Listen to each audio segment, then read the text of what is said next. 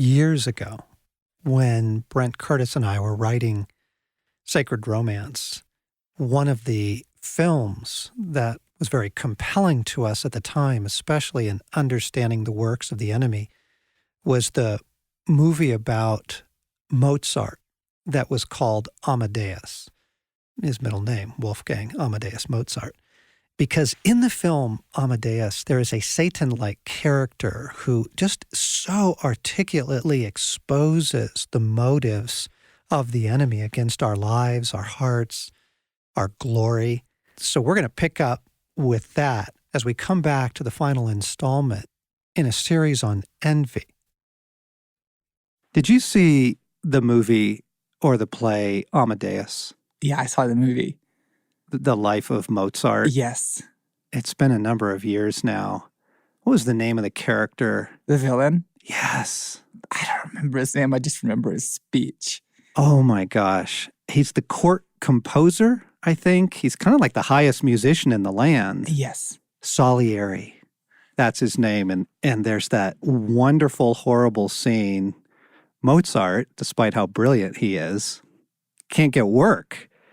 And so his wife, secretly, unbeknownst to him, brings his music, his composition, his actual charts to Salieri, who's kind of the head musician in the land and can get Mozart a job, teaching music to the king's daughter or niece or something like that. And I remember Salieri first, just his marvel.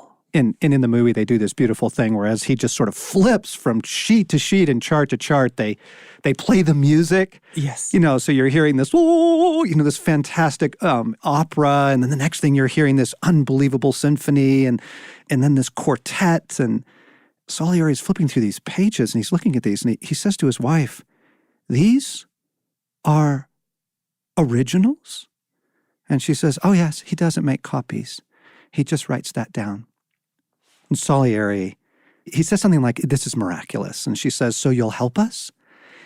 And the scene that takes place, he drops the music on the floor. He just scatters the pages, walks on them as he leaves the room, goes into the next chamber, which apparently is like his personal apartment, right? Yes. Remember what he does? Oh, my goodness. His speech against God, where you then get his internal life.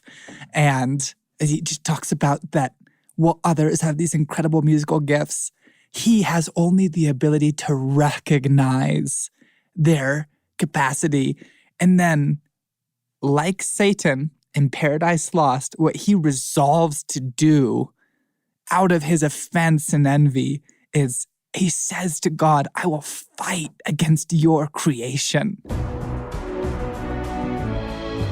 Friends, welcome back to the Ransom Heart Podcast. John Eldridge and my son Blaine here in episode 4 of a series on envy.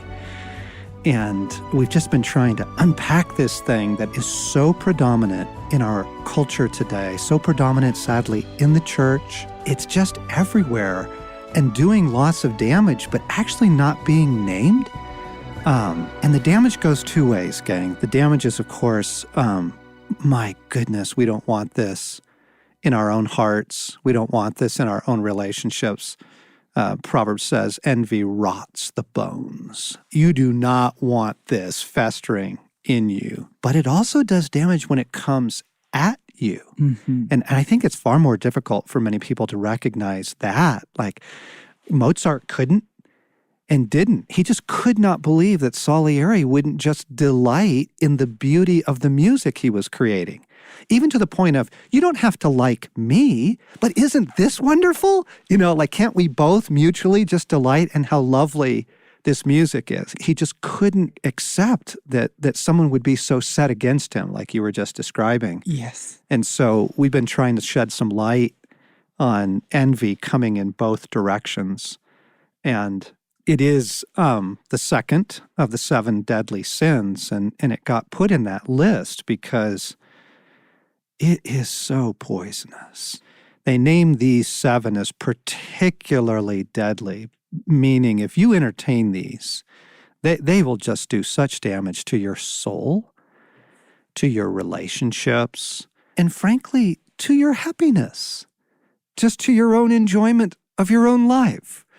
So welcome back to episode 4 and want to carry on in our conversation about envy. And I thought that story of Salieri was so powerful because he goes back into his apartment and he takes the crucifix off his wall, which had been up there in veneration, and he throws it in the fire. Yes. As he makes that famous speech, right? And he says, from now on, you and I are enemies, right? Because you have chosen this infantile, petty, pompous boy to give these marvelous gifts to, right? And it's the offended self, yes. Right? But notice this, gang. He is actually primarily offended at God. It is a painful, helpful starting place. In our last episode, we mentioned that we're all the older brother in the parable of the prodigal son. In the brother's offense isn't actually at his younger brother's return, it's at his dad's generosity.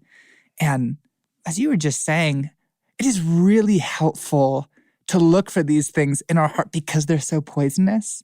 And that actually looking at like our envy and then looking at the way that it actually reflects like our disappointment with God is incredibly helpful for actually kind of some of the healing of things in our heart and story with God. I quoted a passage from C.S. Lewis, Two Ways with the Self, last time. Yeah. But just to repeat the first section again, Lewis writes, the self can be regarded in 2 ways. On the one hand, it is God's creature, an occasion of love and rejoicing, now indeed hateful in condition, but to be pitied and healed. Yes. Like, there's a way of looking at our frustration with God's generosity, like our confusion that we actually weren't the recipient of certain gifts that actually like God totally wants to address if we're actually able to be honest with the reality that I'm not actually frustrated that my friend just got published. I'm not actually frustrated really with my buddy being able to buy a house. I kind of am frustrated because I wish God were more generous with me, like day to day, it seems like. Exactly. So want to provide some of the road out here. What do we do with the self-life? How do we cultivate admiration and gratitude? But just so you know, we're not pointing fingers. We're trying to expose something. And just this morning, as I was getting ready, I was doing some reading and pulling my notes together for this episode. I opened my own journal. I literally just flip it open. And on that particular page of the journal, I don't even remember this event, but I am confessing and renouncing resentment. And I'm like, whoa, Jesus, like, thank you for reminding me. Like, you took me through a period of time where I really had to expose resentment. And resentment is the fruit of envy. You know, it starts with, why can't I enjoy what other people enjoy? And then it goes to, well, why should they enjoy it at all if I can't? It moves towards resentment. Earlier in the series, we said that envy is a destroyer, and the warfare that it'll bring against your life as people envy different parts of your life, it really allows the enemy in to steal, kill, and destroy. I'm going to come back to Dorothy Sayers and her lecture on the 7 deadly sins back in the 40s, because she says something very important about where the culture was headed.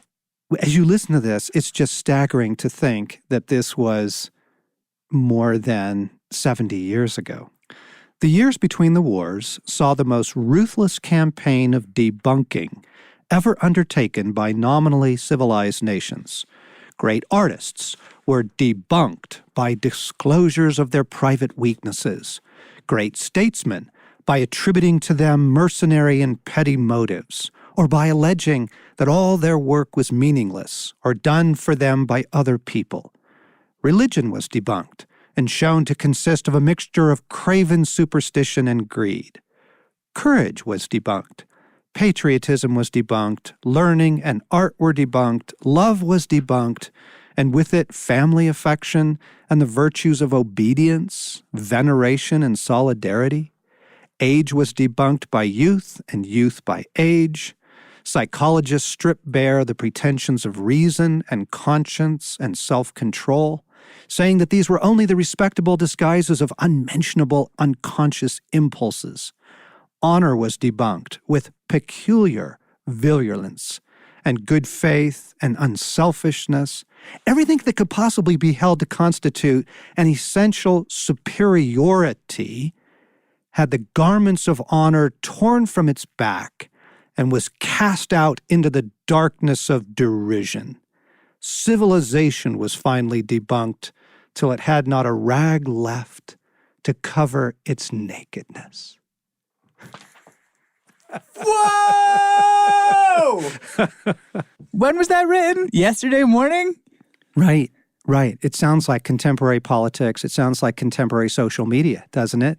It is exactly like contemporary social media, and it is the unleashed self-destroying. And what I was noticing as you were reading through that list of its destruction, I'm like, oh my goodness, the isolated self is not actually a great creature. I think that, in Paralandra, Lewis is right to compare the enemy to like an ape or a small child. Like there's no grandeur there. I'm like, wow, that is the exhausted 2-year-old shouting no over and over again at the world, simply out of that exhausted 2-year-old's frustration. Yeah, the offended self. It's just so powerfully written. It's so ruthlessly exposing. But here's her conclusion. She says, envy cannot bear to admire or respect. It cannot bear to be grateful. As I have begun to try and work my way out of this thing, from both directions, learning to pray against it as it's coming against me and my family and our work, and man, learning to repent of it, I've just tried to begin to pray for people who are in a better situation than me, or more gifted than I am, or who currently have wonderful circumstances coming their way, to just bless it. Yes. And rejoice with those who rejoice. Yes. Like, it is actually something to be learned. A fascinating question that I don't think gets asked very often of why are people gifted at all? And N.T. Wright, in his book on the kingdom, Surprised by Hope, has this great section on people's gifting. He actually writes about people in their variety and people in the splendor of exercising their gifts are actually enriching the kingdom. We're not talking about like they worked for the good of all. We're talking about a person's glory actually increases the goodness of the earth. And therefore, what you're talking about in the process of admiration, like if I can just add a plug from hedonism, admiration is actually something that is like incredibly enjoyable and meant to be like wonderful for the heart because a person's gifting makes the world better. Yes. Like, I've been talking about this morning, finally the hit movie La La Land came out on video. Been waiting for forever because we have a 6-month-old and can't go to the movies. But there's this scene where this gifted piano player, he has this moment where he has a solo on stage as a part of this band. And like, it's amazing. You can tell that he knows it's amazing. But I had the wildest experience watching the movie. Like, first of all, I felt kind of like protected because I don't do any music ever. And so like, there's just no room for comparison at all. But also watching this kind of like expression in an appropriate place of like this incredible gifting and being able to look at it and go like, wow, it was a unique experience of that actually being like really wonderful of, I don't really want to be a jazz musician and I don't know how to play the piano. So like I had some freebies, but also looking at someone's gifting. And it would be harder with a writer or it would be harder with someone who does visual art. But cultivating the capacity of admiration will do wonderful things for the soul. Yeah, it is. And I think it's one of the ways out, gang. If we could restore a culture of admiration, in our families. And rather than setting sibling against sibling and one family against another within a larger family system, to just be able to rejoice and, hey, did you hear that, Uncle Bill and Aunt Patty just got a new boat? Like, isn't that wonderful? We're so happy for them. Genuine happiness, beginning to practice rejoicing with those who rejoice, and even praying for their success. And I'm going to push into some difficult things, but it's because we're trying to rescue our souls here. So, like, praying for someone else's promotion, praying for someone else's pregnancy, praying for someone else's healing, making intentional choices in those areas where you, listener, are struggling to go, I am not going to let what looks like inequality right now, what looks like disadvantage, what looks like God is more generous to others than to me, I am not going to let that into my soul. I'm not. And I'm going to begin by just praying, blessing on their gifting. Lord, she's such a wonderful singer. I pray that she gets chosen to lead worship next week instead of me. Right? Jesus, he is such a fabulous athlete. I pray he gets picked for the team instead of me. Like, make it really personal. Yes. Right? And then just the ability, like, when you see giftedness, when you see something gloriously done, to just celebrate it. I was sharing in the first podcast, reading Anne Voskamp's new book, The Broken Way, and just being struck a little bit like Salieri, being struck by, these are originals? Like this writing, this understanding of the soul, this expression of truths is so exquisitely well done. And just being able to pause and go, Jesus, how wonderful.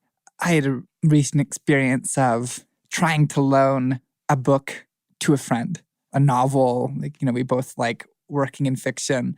And I found out several weeks later that he still hadn't read it. And I was like, hey, dude, you gotta read. It's really good. But what kind of came clear was, in this case, it was someone else. But I recognize this in myself too, of this unwillingness, because he'll feel diminished or somehow slighted by reading a master of their craft. Yes. And whatever it is, doing the opposite is just incredibly helpful. Out of these conversations, it's been really fascinating to watch that wrestling unfold in real time. And take gifting aside, I've got young marriage, young family, uber young career.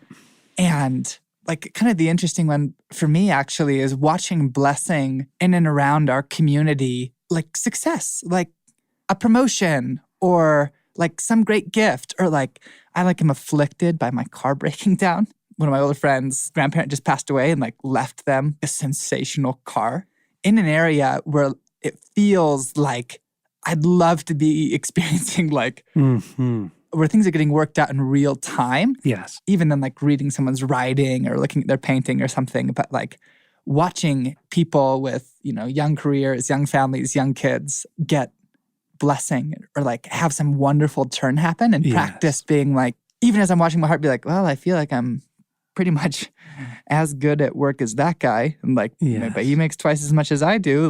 Right. Thank you, Jesus. But working it through and as you said, trying to implement basic practices of I pray it goes great, Jesus. I pray it goes awesome at that new thing. That's just so good. And so healing. Okay, so what we've been describing through this series is that envy, it flows in two directions. It can flow from within us, but it can also flow towards us. And that piece that I read by Dorothy Sayers on debunking just shows that envy is a destroyer. And what I thought was interesting, both in Fairley's book and in others I've read, is that one of the ways that envy destroys is backbiting.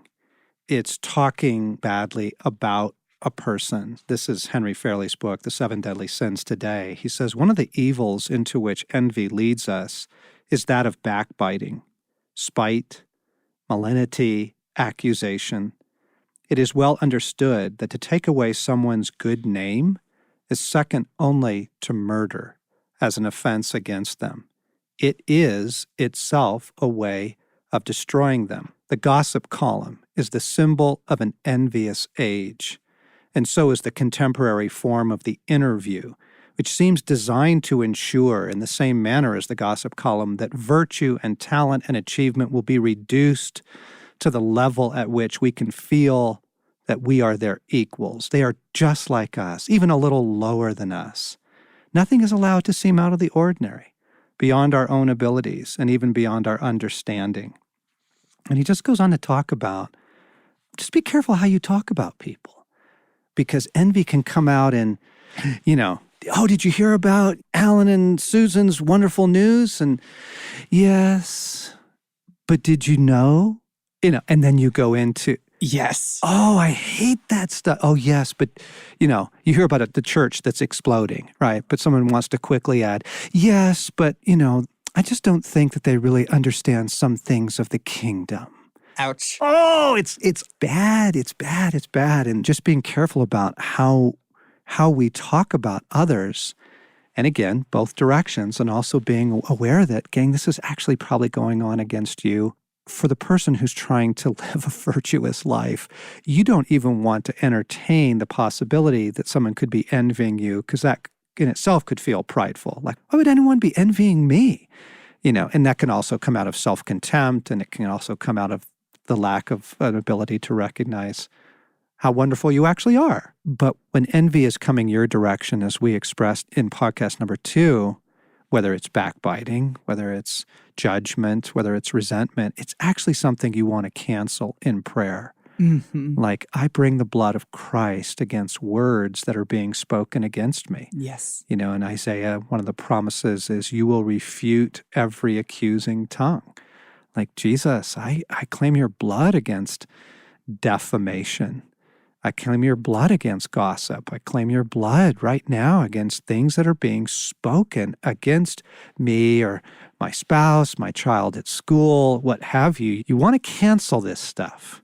Right. Especially because it is literally designed to destroy. We talked about in the first episode, the envy means to look upon with malice. Yes. And so that kind of defamation, it's not just negative speech, it's cursing. Exactly. It is language that is designed and intended to bring about harm, and as we'll do here around Ransom Tart, to bring Jesus Christ cursed and crucified, cursed is he who hangs on a tree, to disarm the curses. Yes. And as I'm praying to disarm those things, I'll just tag on, including curses of envy. Like, yes, disarm what is being intended exactly by both sin and brokenness in a person's life working together to get that coming your way. Yeah. And again, you might be surprised, gang. You might want to ask Jesus, really, Lord, is some of this coming my direction? Because you might be so unaware of the warfare of envy and its power to allow the enemy to steal, kill, and destroy, which we went in part 2. In which case, if you were that person, I guarantee you that someone is envying your innocence. Exactly. Okay, so admiration is one step out of this mire. Admiration, just learning to celebrate, to admire, to allow others to excel at things and just go, wow, that was so well done, way to go. And even right down to conversation where someone's sharing good news and just simply to celebrate it and not to have the conversation have to turn back to you at some point. Yeah. Right? Just that thing about, well, what about me? Well, how come you're not asking me how I'm doing? Just the ability to celebrate, to admire, and to be honest, what that brings us to also is the ability to worship. Worship is a great cure. The worship of God is a great cure of many things. And one of the things that it quickly tames is the offended self. Yes. Some people seem more naturally inclined to worship. But if you're not one of those people, if you kind of go, yeah, well, sort of take or leave it kind of thing, I know some people enjoy listening to that stuff, or, they're the folks who stand in church and raise their hands, and you're not that person, you actually probably ought to be the one who's standing in church and raising their hand. If it's not your natural inclination to worship if that's not a particular skill set of yours, posture, whatever you want to describe that as. Yeah, you talk about it being the answer to the offended self. I mean, Jesus takes the throne in Revelation because he is worthy and no one else is. Where is the one who is worthy to open the scroll? Like responding to the perfectly appropriate centrality of Jesus actually kind of will do wonders for your heart's understanding of its position in the world. It's just so good just to say it right now. And not just on a Sunday morning. We're talking about as a lifestyle, as a practice. And you wake up in the morning, God, I love you. You're so beautiful. I worship you. You're so generous. I worship you for being generous. It's so good. So I want to talk about the self a little bit, because the little tyrant, to be pitied, but certainly not to be coddled, is something that, oh my gosh, this culture just exalts, as we've explained, the offended self. George MacDonald has a wonderful sermon entitled Self-Denial. You can probably find it online. But he says here, it is not to thwart or tease the poor self, Jesus tells us. That was not the purpose for which God gave it to us. He tells us that we must leave it altogether, yield it, deny it, refuse it, lose it. Thus only shall we save it. Thus only shall we have a share in our own being. The self is given to us that we may sacrifice it. It is ours that we, like Christ, may have something to offer. Not that we should torment it, but that we should simply deny it. Okay? And then he says, what does this mean? This: we must refuse, abandon, deny self as a ruling or determining element in us. It must no longer be the regent of our action. In other words, the simple thing that I do, and I'm trying to practice this every day, is, Jesus, I surrender the self-life to you. I'm not hating the self. I'm not mocking it. I'm not berating the self. I'm not adding accusation upon it. I'm just surrendering it and saying, that self in me that really can be the little tyrant or the pouting adolescent, right? Poor me. I just surrender to you, God. It needs to be redeemed by you. And no amount of self-effort can cure the self, right? You have to turn it over. I think it's Lewis in Mere Christianity that says you can never really have a self until you first give it to God. You know, it's interesting. Where my mind goes with that is a fascinating conversation with a friend recently where I was talking about like wanting to be more intentional with my time. And that was a place that I wanted to see God work and how I was using it. His kind of comeback was really fascinating because his first question was like, well, what are you motivated by? And I was like, well, I'm motivated by to do more things. And he eventually just kind of put his cards on the table and was like, look, if your motivation is like, I should be better than this, then that's actually like a sneaky way of triumphing pride of like, well, I use my time well and I'm effective. And he's like, versus if you actually kind of recognize that it already is God's and you're responding it and offering, like that's a much better starting place. I think of all the places, that act of handing the self over. We've mentioned before that, you know, the solution of the self isn't the dissolution of the self. It's actually like the submission in love to God. Yes. That actually, you know, then makes the way for like all kinds of like loving, compassionate, redemptive action. But out of that union, not the self in isolation, but the self-life given over, which, by the way, again, the worthiness of Jesus, like given over because he has the right to ask for it. Yes. And so all those little ways you see that playing out, gang. If you're normally, you know, first one on the chairlift, let someone else be first on the chairlift. If you know, are normally the one to take the biggest piece of pie, give somebody else the biggest piece of pie. Just little choices you can make through the day that just says, self, I'm not going to let you rule. And then particularly offense, right?